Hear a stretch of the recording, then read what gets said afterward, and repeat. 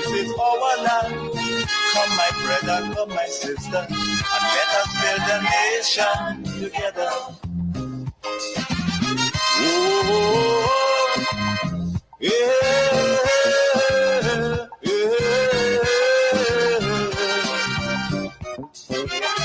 Oh, yeah,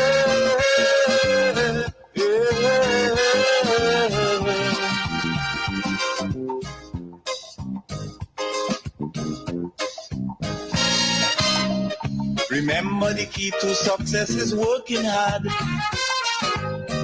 For our country, we must have regard. Forget all your differences, let we start to build. And onward to progress we surely will. Because now, more than ever, we must show discipline, tolerance, and production to build a strong and better nation. I say that is the main foundation. Yes, and what we are seeking to do is build a solid foundation for our children and children. I want to welcome you to the Dynamic Hour. I want to encourage those on Facebook and YouTube to please share the live. Sharing is caring.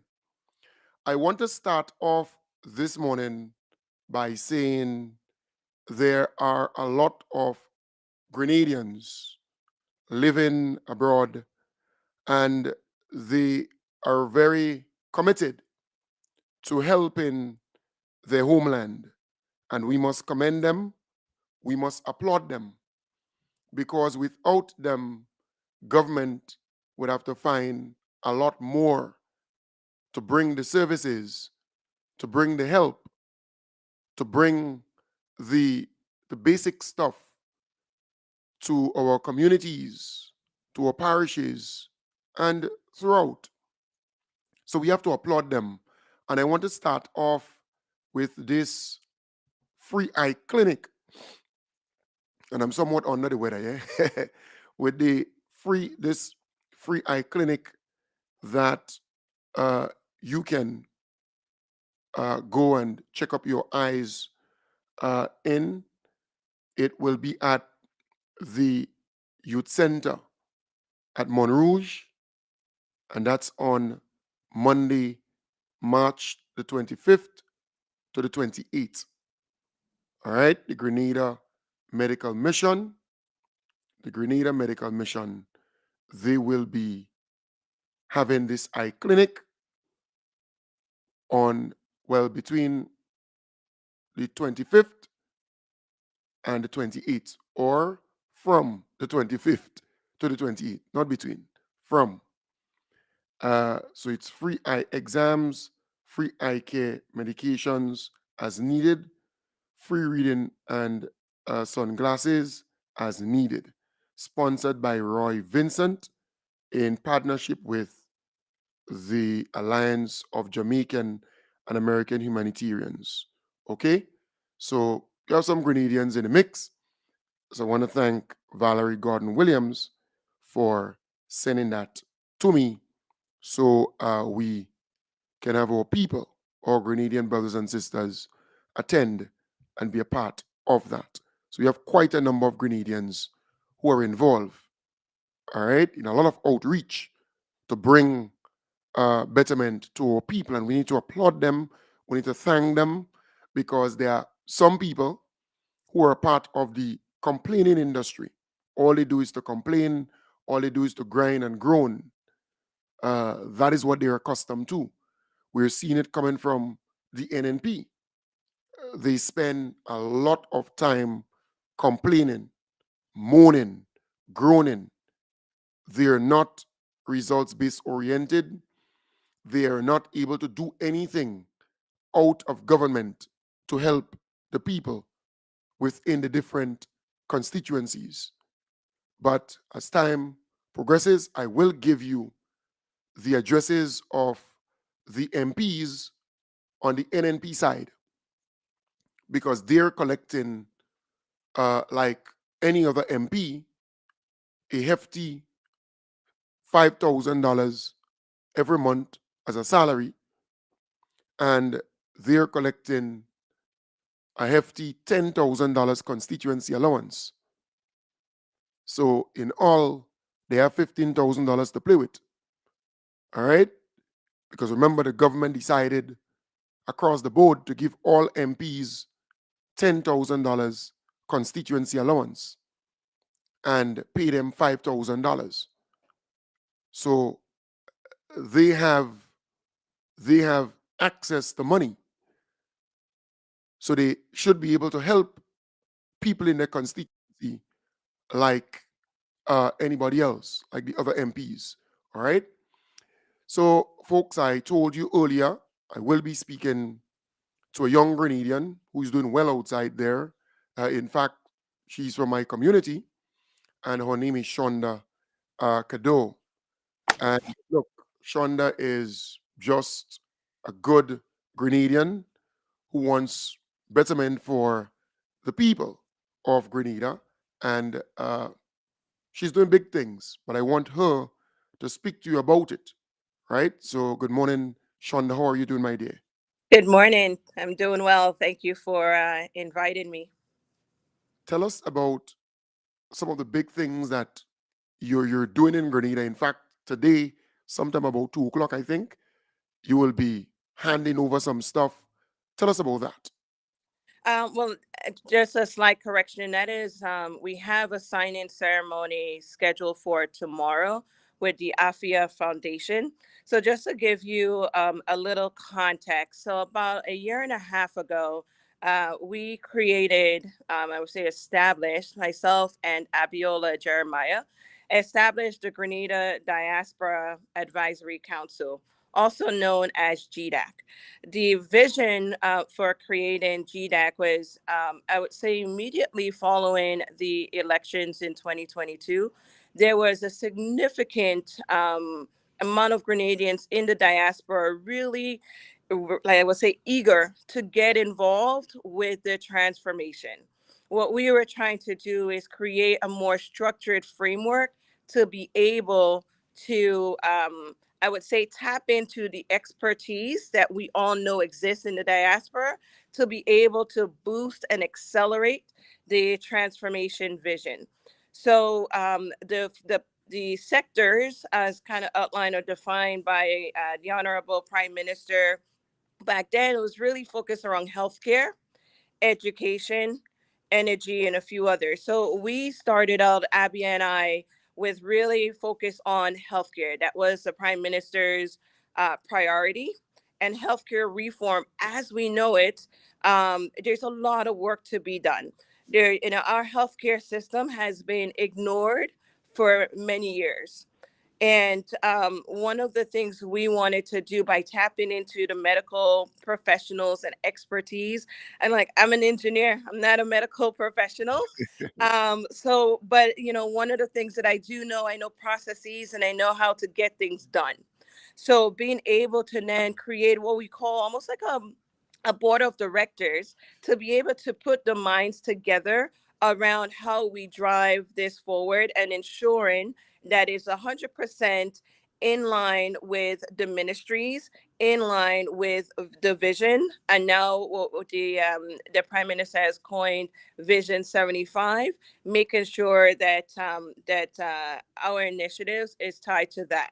So to kind of give a little bit of, I would say, additional context, last May, I actually came back. So the intent is we know that from a healthcare standpoint, um, there is a mandate or a mission around the new hospital. But one of the things that we discovered is, there is also a gap in um, I would say our health centers. The hospital is great, but and that mission is still is ongoing. But those things take time. There's a lot of work that needs to be done when you're starting from greenfield and starting up a new. When you're starting up a new building, we want to be able to make an impact right now. Our people who are living here are feeling the pain now. So waiting for the new hospital may not necessarily get us to where we need to be. So we need to be able to bridge that gap. And to do so, we wanted to get a little bit closer to how do we enhance or upgrade our community-based health centers medical station. They're across Grenada, Carriacou, and PT Martinique. So you can't do so without data. I'm very data driven. So that started out last May, I came down, did a gap assessment in parallel, or say working with the Ministry of Health. The team there has been absolutely phenomenal, welcoming the support, welcoming the help of the diaspora. We kind of walked. I went to visit every health center during the time that I was here. Every health center, met with the head nurses and the team. I would say, when you talk about a team that is committed to really seeing a change, they welcomed me with open arms and shared, the information that we really needed to get us to where we are today. And we talked about the strengths, some of the things that they do well. Pharmacies at each site. But there are, and we all know, there are some gaps to our current system as we know it today. And I would summarize it in four kind of big buckets in terms of what we discovered. Supplies. If anyone who's in construction, or if you're whatever job that you may in, that when you're doing a job, you need the tools to do your job. When you reach to whether it's a hammer, whether it's a nail, whatever the case may be, you need the tools to be able to do that job well. When it comes to our medical professionals, time again, in terms of and for different reasons, right? This is not an area of pointing fingers in any particular way. I always say, from a lean manufacturing standpoint, in order to improve and to get better, you need real data. We need to accept and where you are as a starting point, because that's how you will truly be able to say, okay, these are my gaps. This is what I need to now go fix. And then you go and you put a plan to fix it.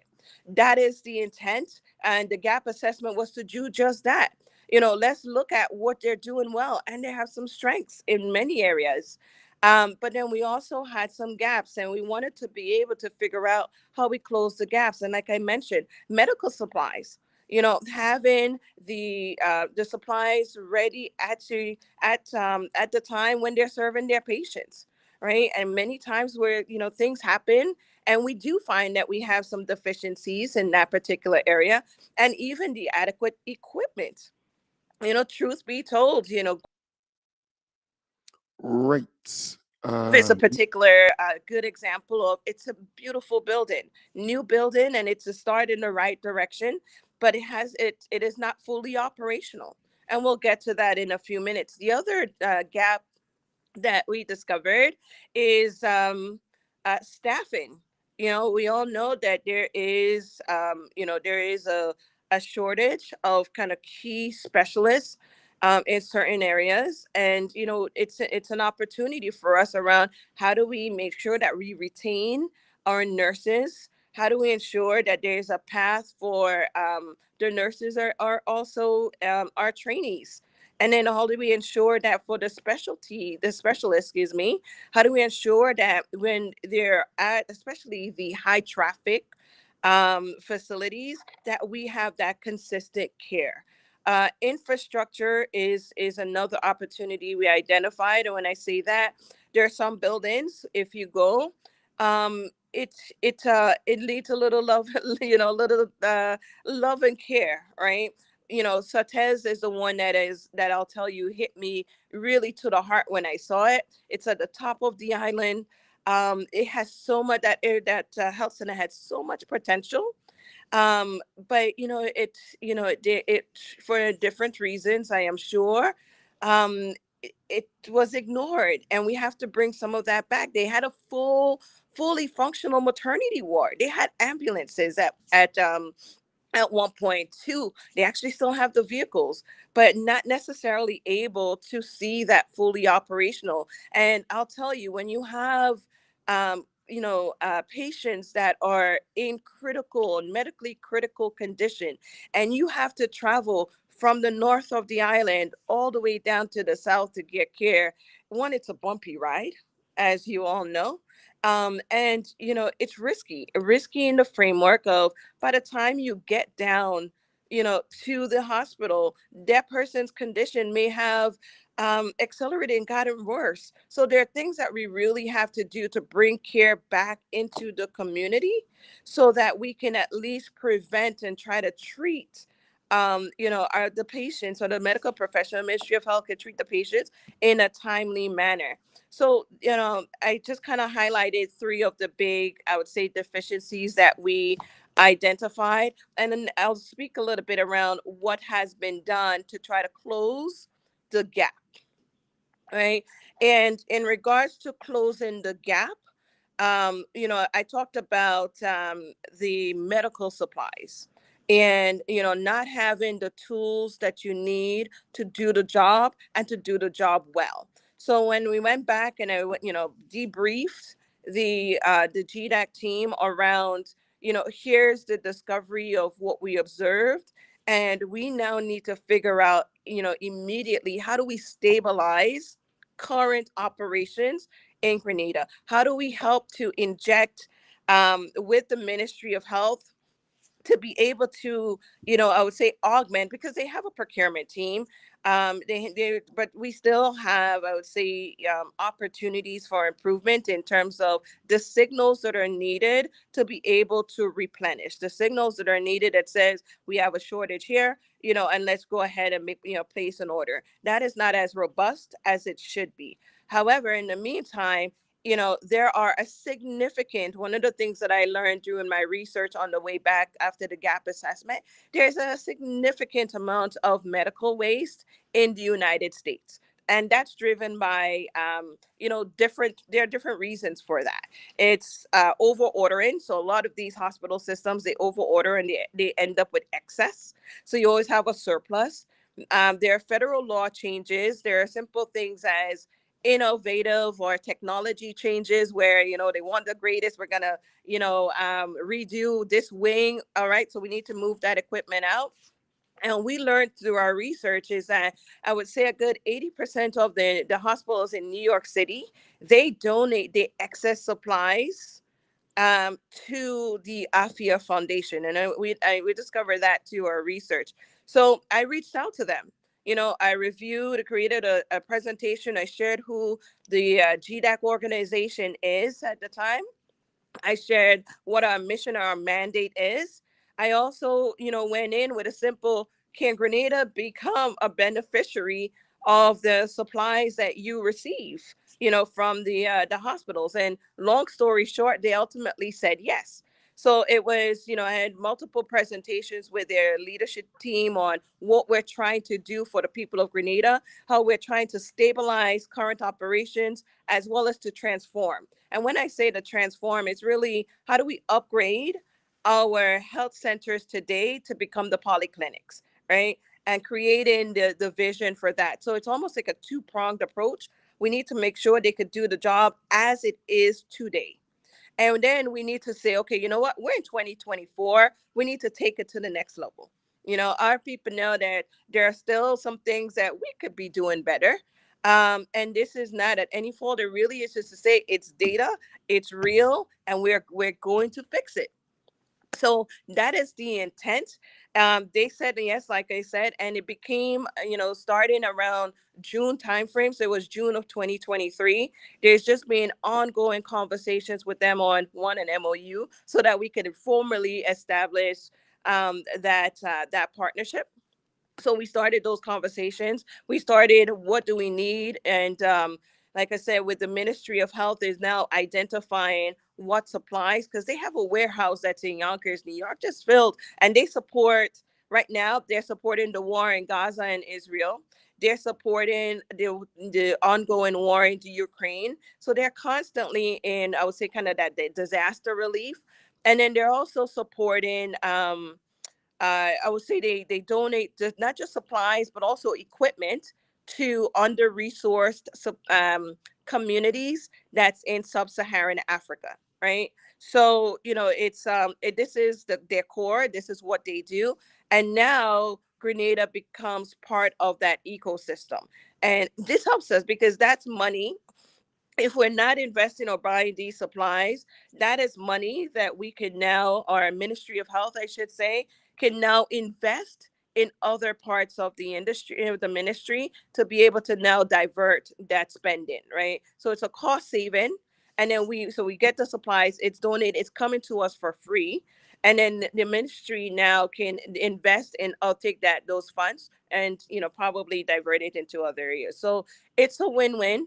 The Our first container actually arrived February 22nd, and just coincidentally, it's actually shipped. It was picked up February 7th. We didn't plan that.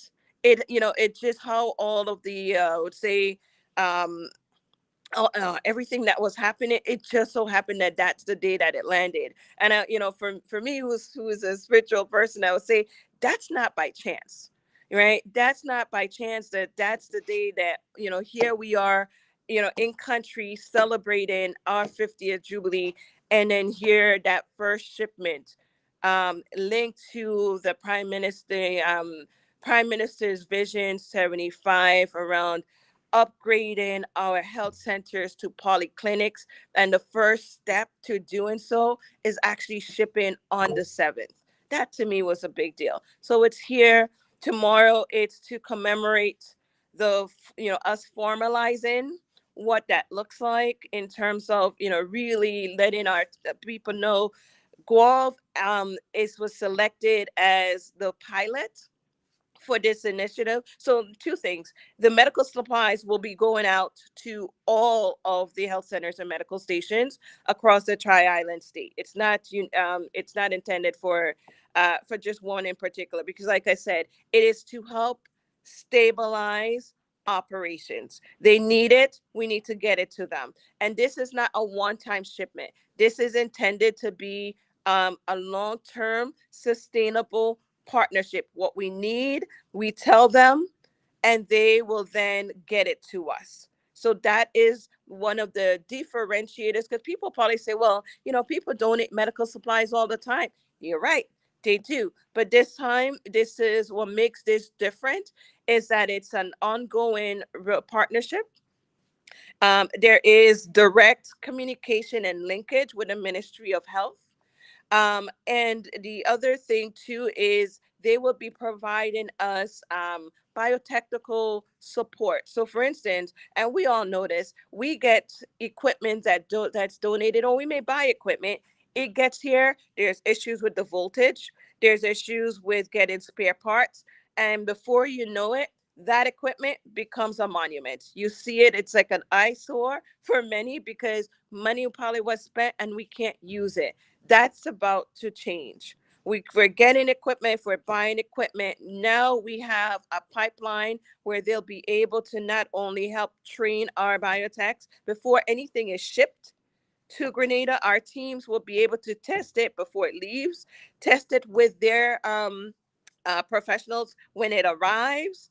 And then if we need spare parts, it's also going to be, we have a direct access. They will be able to help us to get spare parts at reduced cost as well. So that, once again, it's that closed loop that would ensure that if we get it, or whatever we get, whether it's bought or gently used, that is going to be where we make sure that it's actually operational.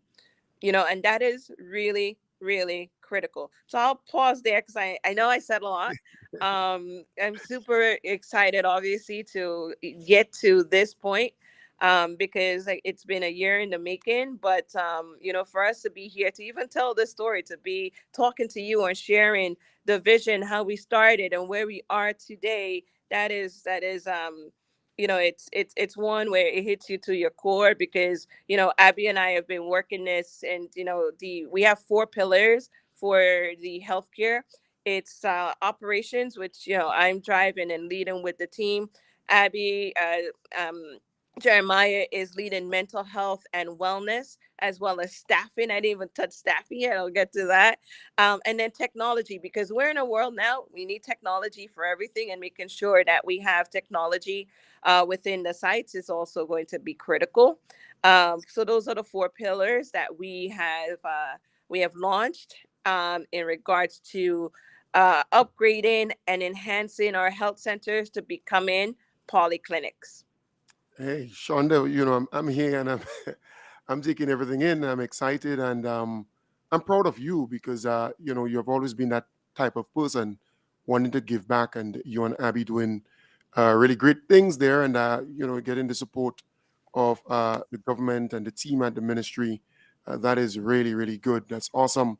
Um, and what I love about the whole Looks strategy, like I may have lost you. Can you hear me? yeah, we're actually hearing you. Yes, we're hearing you loud and clear.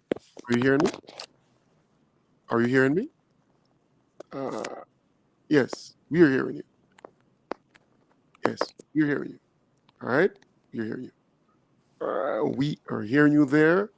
Um, yes, are you hearing me now? I'm okay. I'm hearing you now. I thought I lost you there.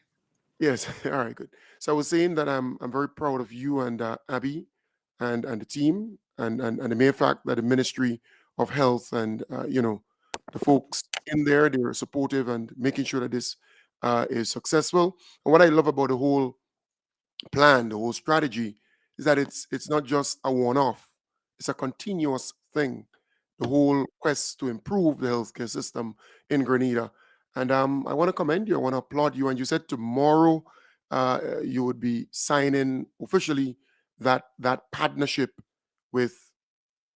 The AFIA Foundation. So yeah, currently on the island. They arrived yesterday. We have the founder and CEO of the AFIA Foundation, as well as their chief program. So it's Danielle Burton and Heather Clark from the AFIA Foundation, who's their chief program officer.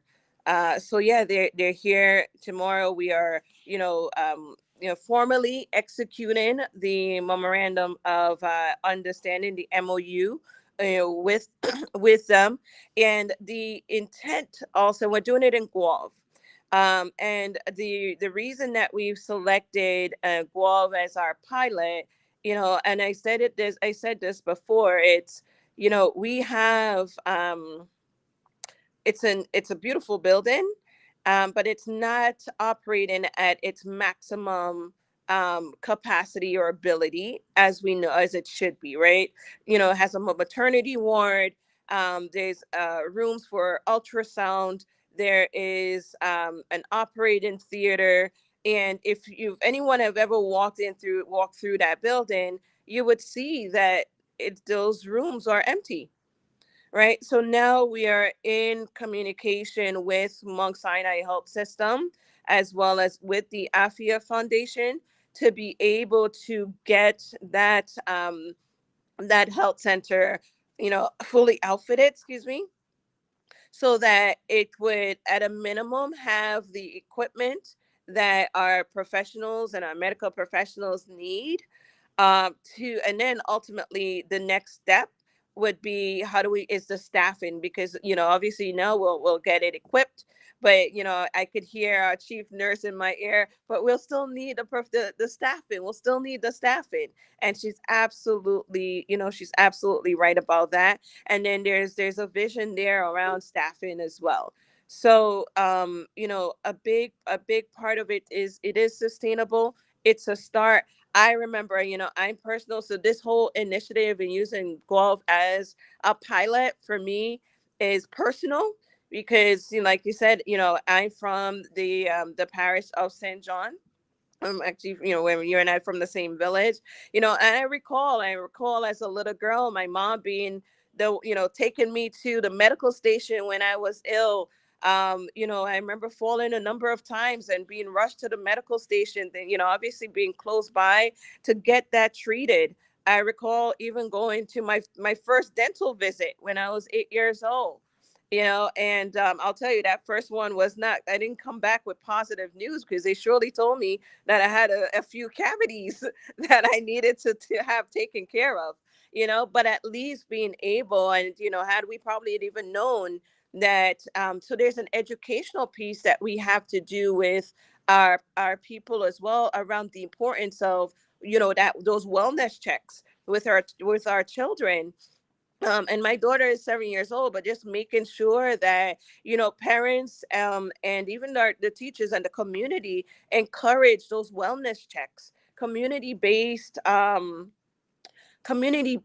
would say, health centers and polyclinics are so critical in terms of when you think about that first point of contact, right? Accessibility, helping in terms of early detection and the treatment of health issues, right? Had we had and been doing that, I probably would have been, going to the dentist a few years earlier, and I wouldn't have had as many, cavities. But it is what it is, and it was what it was. But they were able to give me the fillings that we needed, and then at least get me back to having, healthier teeth. So that's why I smile a lot today. Thank you for that. The continuity of care, and but the prevention, because I always say Grenada is a community where within your village, people look out for each other, right? People look out for each other, so that helps in terms of, now your providers, where they're within the community as well, they're familiar with community, they're familiar with the community trends and the health trends that, they can follow up. Where's Mr. Joseph today? He didn't come for his, he didn't come for his meds, or he didn't come for this. That community is, support is really critical from a prevention standpoint, and that's what we're trying to drive to enhance and upgrade, because we need it. I love that. I love that.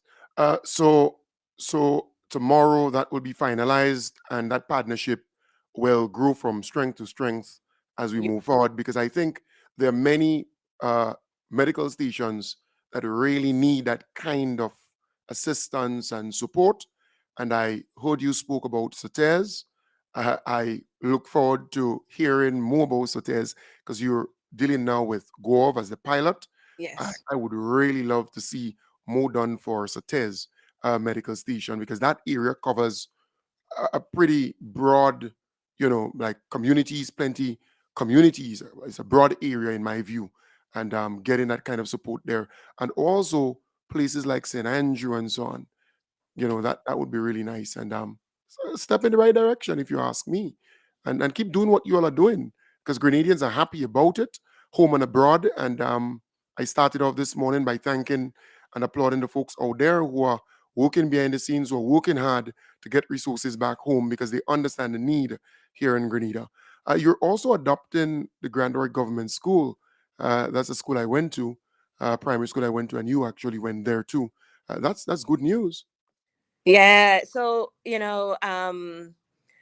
when I think about the Vision 75 and the one of the goals, which says a prosperous and resilient nation, a prosperous and resilient nation to me is one that is healthy, because that's obviously tied to economic development, productivity, etc.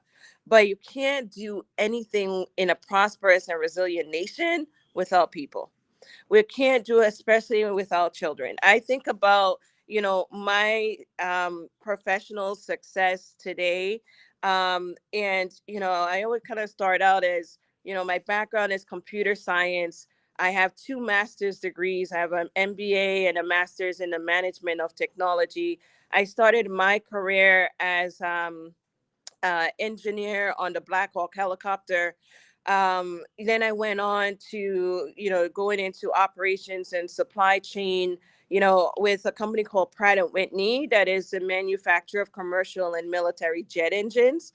And now I'm the vice president of, procurement, at Alstom. And, Alstom designs and manufactures high-speed trains, monorails, trams, etc. And whenever I reflect, and I'm a bit competitive, right?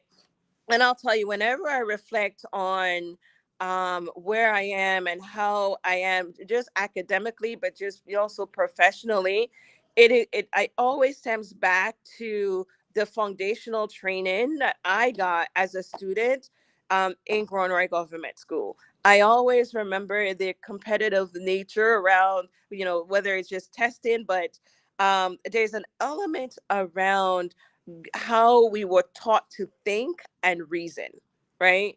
And if it wasn't for that, and obviously with my mom and others being able to push and support me, you know, I probably would have been on a different path.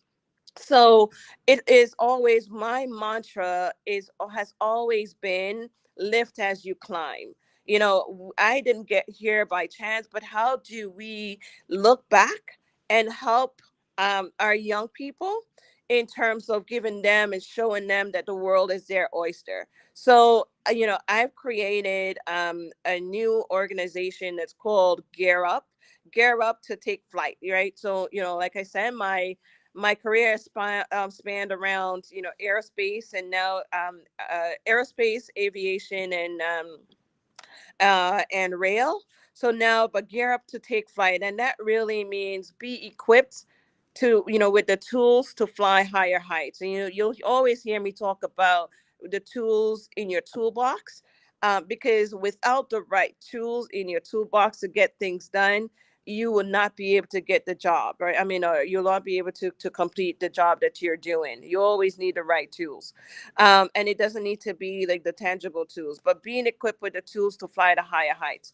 So I am the Gear Up. The vision for Gear Up is really to increase the awareness in our young people, and at that school is really focused around grades 3, 4, 5, and 6. How do we expose them to various careers? Because I want to ignite that passion for learning. How do you help them to envision a future that's full of possibilities, right? Young minds, and I see it with my daughter, they're curious. So, how do we tap into and empower that level of curiosity to inspire confidence? And instill, an element of, it's okay, keep asking questions, right? Foster that resilience that says, it's okay if you make a mistake. I always say, you fall down, you dust it off and brush your shoulders. I mean, excuse me, you get back up and you dust your shoulders off. So instilling, fostering resilience, instilling that confidence in our young people is really critical. So the adoption of the school is, and there's an element around, there's always going to be, I would say, a financial component to making sure that the school holistically has what it needs to be able to provide the services to our students, or to the students. And then it is with the young people, how do we expose? I know this is something that the prime minister is really committed to, because we know without education is the key to opening all doors, and without making sure the young minds are fully um engaged and aware, we run the risk of, not necessarily reaching or seeing our full, as a nation, our full potential. So the intent here is, how do I be part of now this ecosystem to expose our young people to creative industries, to aerospace, to aviation. I have some of my engineering colleagues at Pratt. We're going to do panel discussions where they would be sharing what they do in regards to jet engines, right? We have, everyone now is still marveled by the drone show. So the team behind the scenes that put that together is going to give the young people a um, behind the scenes look at how it all came together. And then the other piece, even to in aviation, I sit on the board of directors at the airports authority. And there's so much that happened in terms of airport operations, and our young people don't know.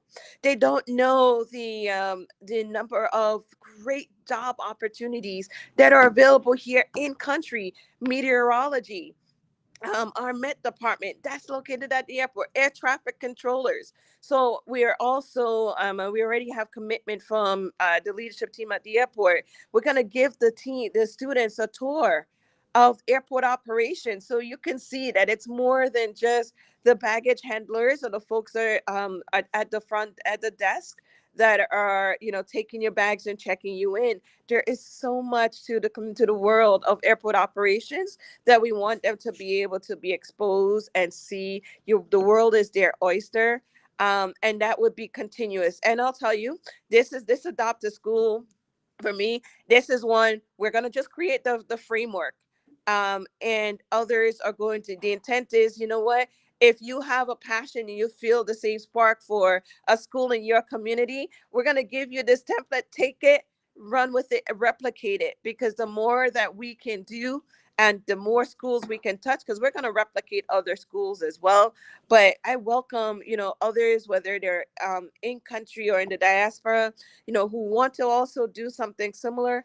Absolutely. The intent is through GDAC, we create this framework that could be duplicated and replicated, because that's how we'll all win. Is we all have to be able to commit and give a little.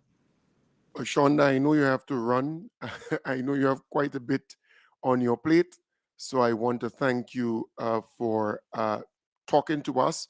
And I think you have inspired great many people who are viewing and listening, because we have been advocating for positivity over negativity. Let us focus on the positive things. Let us focus on what we can do for our country instead of complaining, grinding, and groaning. Grenada needs that kind of energy now more than ever before. And I think this morning you actually, start the ball rolling in the right tone, the right way. And I want to wish you all the best for the entire day. And I know Grace is happy to see her daughter doing great things for people here in Grenada, Carriacou, Petit Martinique. And thank you again for having me and to be able to share, obviously the vision, and to share the transformation. And that's really important, just so people could start being aware of what's happening. So tomorrow at 2 o'clock, it will be live streamed as well, so people will get the opportunity to see it and to hear the messages. Beautiful. Thank you so much. Plenty love. Right. So that was Shonda Kador. Yes, I'm really proud of what she is doing and what she will do for our people here. And that is the kind of positivity that we want as we move forward. And I hope the mainstream media in particular can understand that, look, it's about Grenada, and we want Grenada to move forward. We want Grenada, Carriacou, and Petit Martinique to be transformed. And there are people out there who are working extremely hard to bring things to this place, to transform this place. And they are not grinding and groaning and complaining. And that is why I started off this morning by saying, look, we have our Grenadian brothers and sisters who are not into politics, but who is out there. It could be snow, it could be summer, it could be autumn, it could be whatever season, working around the clock to help Grenada.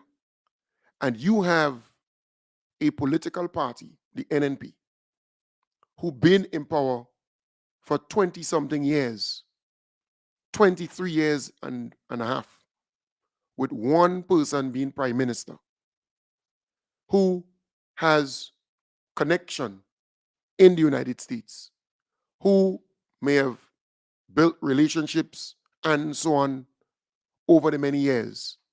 Why, when you're out of office, you are not able to take these kind of initiatives and run with it or do stuff to help your people?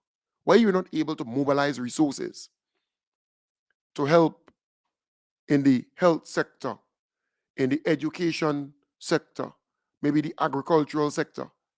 I was saying to a friend only recently, why the opposition party, the NNP, they've been there so long, why they cannot mobilize, let's say, some lawnmowers, some weed eaters, some cutlasses, some forks, some spades, some trimmers, some, fertilizer, some 2, 3 containers of that from the people that you forge relationships with, right? Why you cannot mobilize containers of medical supplies and equipment and things like that?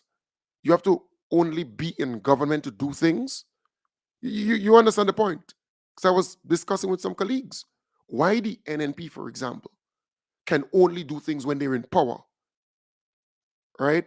Is it because when you're in power, you have the public purse to do things and make people believe that you're really doing things out of your own resources? And that is why I will give you the phone numbers of the MPs on the NNP side. I will give you, the office number, not their cell phone number, because I know the cell phone number too, but the office number and the location of the offices.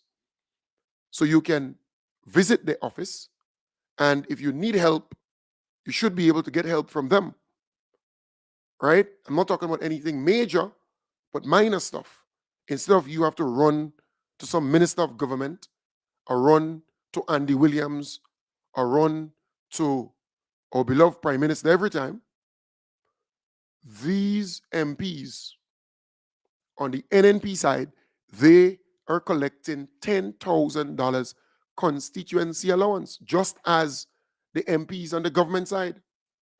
And they're also collecting the $5,000 just as the MPs on the government side, because the government did not discriminate or segregate. They decided to give everybody across the board.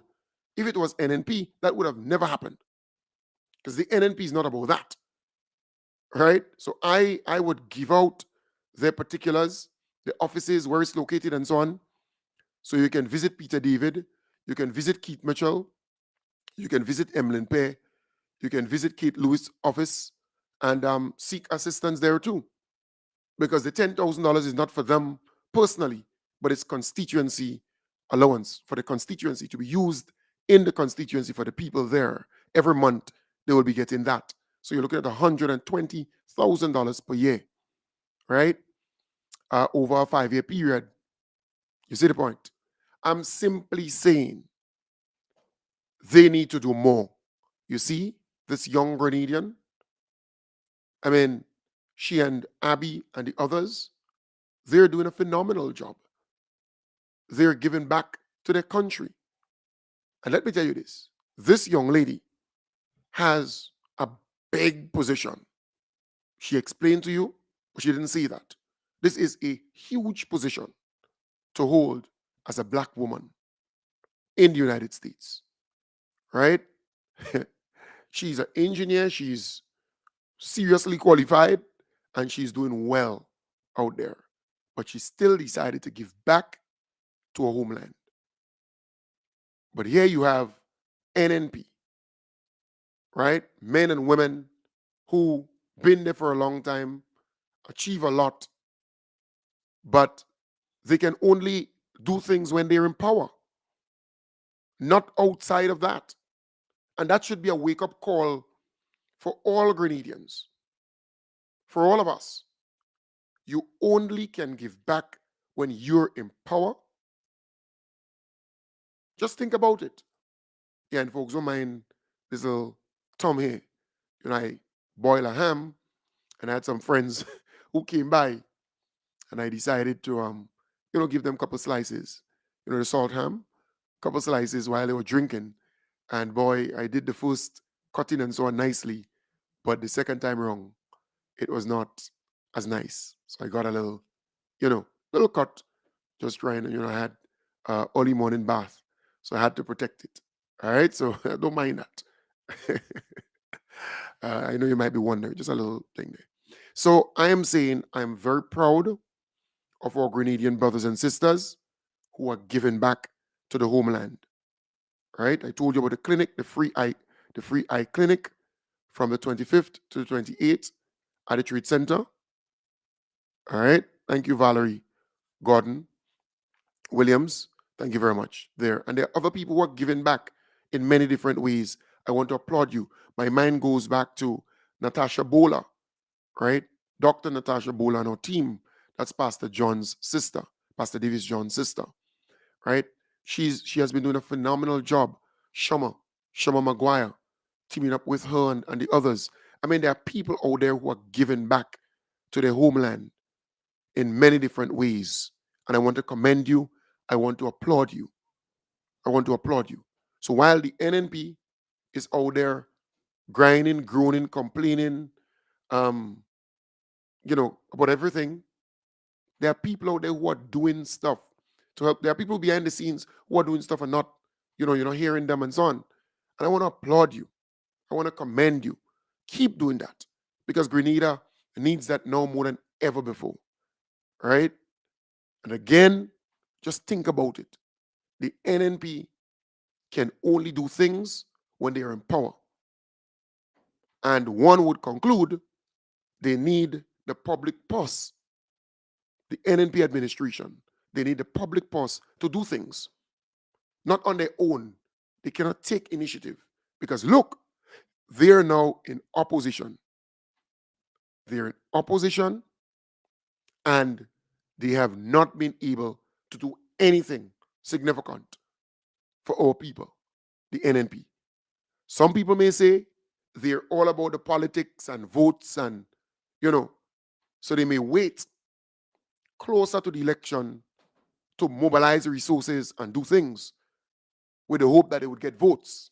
Some people may say that because we have seen them do things like that where they don't do anything in the first year, the second year, the third year.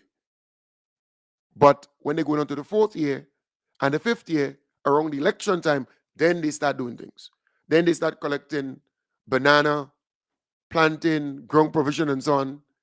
And they would go to Caritas for 2 or 3 bags of rice. And they would go to the hospital and make a show that they're giving stuff to the hospital. All right? And they would mobilize some stuff from overseas to give to the schools for kids because it's close to the election. But here you have Grenadians who are not concerned about the politics, who are not concerned about the election. They're given anyways. They're given in season and out of season. Right? So maybe the NNP would wait close to the election to do that because they have a history of that kind of politics. But I want to commend the folks who continue to give back to Grenada, who understands the importance of giving back to Grenada. All right? So again, folks, I want to thank you very much for being a part of the program. I want to wish you all the best. Don't forget, I'm having a birthday luncheon and lime at my place here on Wednesday from 11 o'clock until. So you can get your lunch right here on Wednesday, right here. Of course, you have to pay for it and you have the drinks. You can buy a drink or two right here at my place from 11 a.m. From 11 a.m. until. So it's a birthday luncheon and lime. All right, a little domino, a little card games, and just a moment to relax and have a wonderful time. So Wednesday is my birthday, but I'm having a birthday luncheon on that day and lime. Birthday luncheon and lime at my place on Wednesday. All right. So I want to wish you all the best. I'll talk about that some more tonight and tomorrow because the next day is it. Good? So come here, you get some food, you can eat, you can have lunch here, and you can chill, you can lime. All right? So I want to wish you all the best. Have a wonderful, wonderful day. Take good care and bye for